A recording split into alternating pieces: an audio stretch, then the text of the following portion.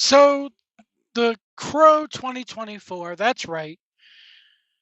We're coming back to this.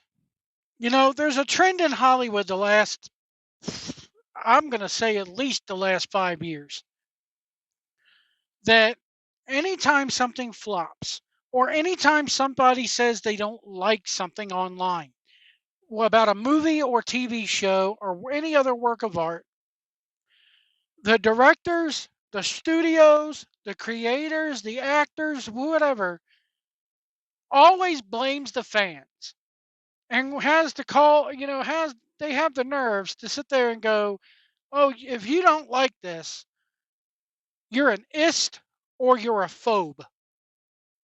You're either racist or sexist, or you're a homophobe, a transphobe, blah blah blah blah blah." And the latest person to do this, to blame the fans, granted this guy didn't call people an ist or a phobe, but if it's not the ist or a phobe thing, it's the we're all basement dwelling mama's teat sucking at 30-year-old neckbeards. Now, granted, there's a lot of those out there, but the majority of us ain't one of them. The majority of us are anything but that. We're smart, intelligent people. The director of The Crow, who goes by Rupert Sanders, was speaking to Entertainment Weekly, and he had this to say. I'm going to put it up on the screen right now. He says, and I quote, he, this is so crazy. "I think a lot of the people are very active online and not so active in life. Get out and do something and have less time throwing stones." I think he meant spend less time throwing stones. Anyway, we'll get to this in a minute. I'm going to dissect this after we read the whole thing. The filmmaker then adds, "I think it would be great just for people to know that this is a reimagining and wildly different from the original, and that the original's still there. I haven't recorded over anyone's VHS." Let's take the first paragraph. Get out and do something, or, and have less time, spend less time throwing stones. Well, my friend, we did do something. We did go out and do something. We did not, we spent more time, less time we spent more time not seeing your movie. That's what we did. We got out and did something. We didn't go see your movie. So that's what your sour grapes are right there. Throwing stones? Dude, you're a film director. Are you saying that your work of art is never supposed to get criticized?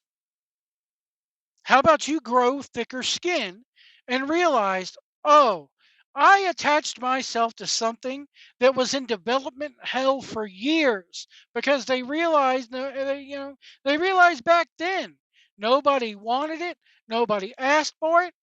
The the image of Brandon Lee on this property, on this IP is too strong. May he rest in peace." Now, had he not died, then yeah, I think you could have remade it. I don't think you could have remade it this badly because it's a John Wick ripoff with the Crow name attached to it. But Brandon Lee died making that movie. It was going to be his big launching pad, his big launch pad into Hollywood. That movie, if he had lived, would have made him a big star. His image on that movie is way too strong for it to be remade ever. Brandon Lee is the Crow. Just like you can't remake The Godfather. Pacino is too old. Brando, Khan are dead. Abe Vigoda, dead. I think the only two that are still living out of that whole damn cast are Talia Shire and Pacino. You can't remake that. You can't remake Scarface, even though Scarface is a remake of a 1920s or 30s film. But it's way different and it worked. But you can't go remaking Scarface.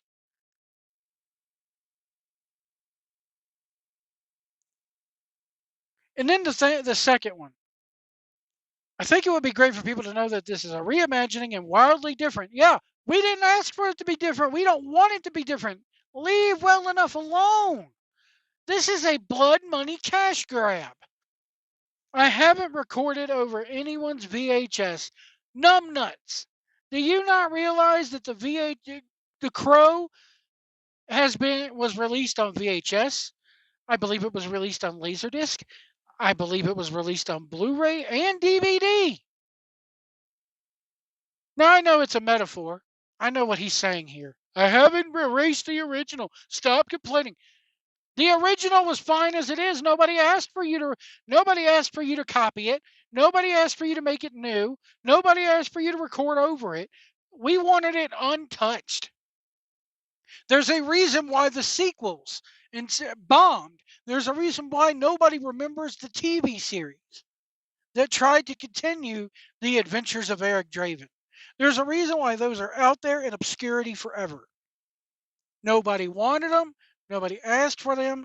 And I'm so sick and tired of Hollywood. This happened with The Acolyte. The actress with The Acolyte, the lead actress, whatever her name is, comes out and says that, oh, you got a bunch of conservative weirdos got our show canceled. No, your show got canceled because it sucked. And nobody liked it. Once word began to spread that Star Wars was introducing a coven of lesbian witches, that's when, I'm sorry, and there's nothing homophobic about it. It's the fact of Star Wars was well diverse before you tried to make it even more diverse. The lead villain was voiced by a black guy, James Earl Jones, one of the greatest actors to ever live. Lando Calrissian, a black guy. The blue elephant. They're blue. People are green, blue, black, brown, yellow, purple, red, white. Many different colors and races. That's what made Star Wars so great.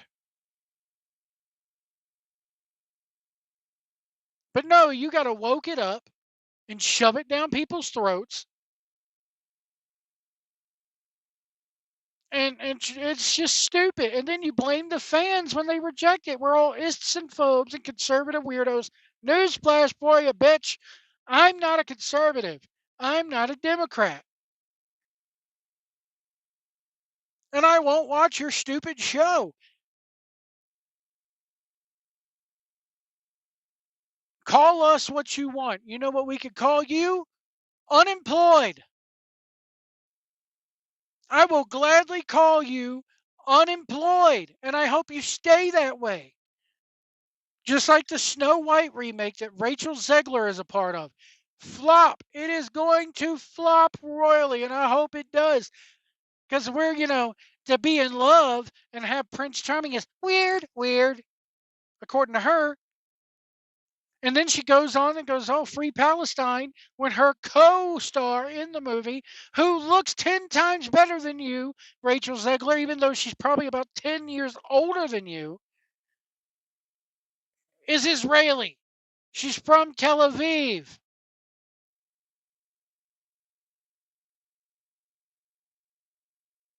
Hollywood, you need to get it together. We are not, just because we dislike something, we are not ists. We are not phobes. We're not a bunch of neck-bearded, mama teat sucking man babies. You need to get over yourselves, all of you, and realize, yeah, Ishtar, one of the biggest bombs, one of the biggest flops of all time. Go look it up. You don't see the directors of that going, oh man, you guys must be anti-Egyptian because you don't like Ishtar. No. Short Circuit 2, one of the biggest bombs ever. You don't see them going, oh man, you must really hate robots. You don't like robots. You're discriminatory against robots. Let me know what you guys think in the comments below. I think it's good that we're sending a message out to these idiots in Hollywood. You go woke, you go broke. And it doesn't matter what side of the aisle you vote for. We don't want to be preached to. We don't want your little messages being sent at us. We just want to be entertained. We'll see you down the road.